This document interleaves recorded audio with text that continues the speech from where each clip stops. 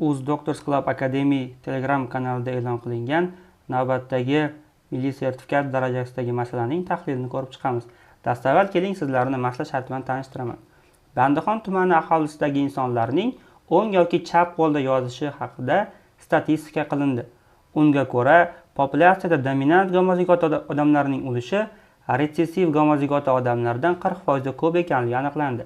Agar Bandixon tumanida jami 85.200 kishi istiqomat qilishi ma'lum bo'lsa, ularning nechtasi chapaqay insonlar ekanini aniqlang degan savol berilgan.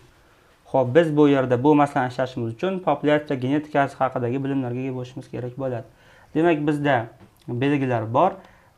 Ya'ni bizda dominant A demak o'naqaylikni ko'rsatadi, ya'ni o'ng qo'lda yozilgan insonlarning fenotipini ko'rsatadi. Retsessiv A esa bizda chapaqayni ko'rsatadi, ya'ni bu belgilarning irsilanish xilini yozib olyapmiz. Mana bu A ni qiymatini demak biz pi ga teng deydigan bo'lsak, bu yerda retsessiv A ning qiymatini q ga teng deymiz. Bu allellarning o'zaro yig'indiviy qiymati menda 1 ni beradi. Ya'ni men p plus q ning qiymati teng 1 ga deyishim mumkin. Endi bu yerda menga aytilishicha, dominant gomozigot odamlarning ulushi retsessiv gomozigot odamlardan 40% ko'p ekan. Dominant gomozigotlar demak p kvadrat bo'ladigan bo'lsa, shu teng ekan q kvadrat plus ulushda 0.4 bo'ladi 40%imiz.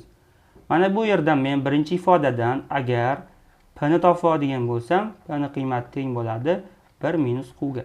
Bu yerda p kvadrat bo'lganligi uchun mana bu yerdagi 1 minus q ni kvadratga oshirishim kerak bo'ladi. Ya'ni 1 minus q ifodaning kvadrati teng bo'ladi menda q kvadrat plus 0.4 ga. Bu yerda agar men mana bu ayirmani kvadratga oshiradigan bo'lsam, 1 ning kvadrati bo'ladi 1 bo'ladi. Minusdan 2 ko'paytirilgan mana bu ikkita ifodaning o'zi demak 2q plusdan q kvadrat. Mana shunga teng bo'ladi. Bu esa teng q kvadrat plus 0.4 ga. Mana bu yig'indining kvadratini bilmaydiganlar uchun buni demak qisqa ko'paytirish formulasi bo'lgani uchun bu yerdan yozib o'tib ketaman. Ya'ni demak a minus b ning kvadrati degani bu degani a kvadrat minus 2ab plus b kvadrat degani. Hozir shu ishni amalga oshirib mana bu yerda men qavsni ochib oldim. Endi men qilishim kerak bo'lgan ish bu yerda mana bu q kvadratlarni qisqartirib yuborish.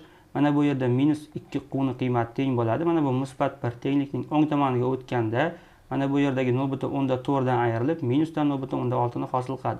Manfiylar o'zaro qisqarib ketadigan bo'lsa, q ning qiymati teng bo'ladi 0.3 ga. Demak, p ning qiymati teng bo'ladi 0.7 ga. Mendan so'ralgan narsa populyatsiyada chapaqay insonlarning soni. Chapaqay insonlarning genotipi faqatgina q kvadrat.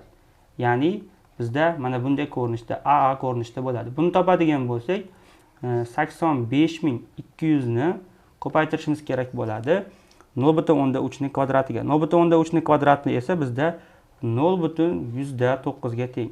Demak, bizning javobimiz 85.200 ni 0.09 ga ko'paytirganimizga teng. Bu esa 7688 ta degan.